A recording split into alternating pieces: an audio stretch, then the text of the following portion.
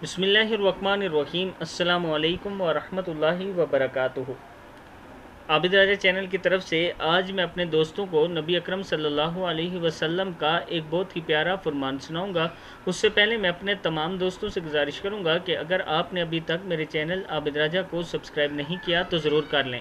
क़यामत के दिन कौन कौन से ज़ा चमकेंगे। इरशाद नबी सल्लल्लाहु अलैहि वसल्लम है, क़यामत के दिन मेरे उम्मती बुलाए जाएंगे तो वज़ू के निशानात की वजह से इनकी पेशानियां और हाथ पाँव चमकते होंगे। चुनाचा तुम में से जो कोई अपनी चमक बढ़ाना चाहता है तो इसे बढ़ा ले। सही बुखारी है। यानी अगर आप अपने उज़ा की चमक बढ़ाना चाहते हैं, क़यामत के दिन वो नज़र आए तो वज़ू में रहा करें और 5 वक्त का वज़ू करके नमाज़ पढ़ा करें।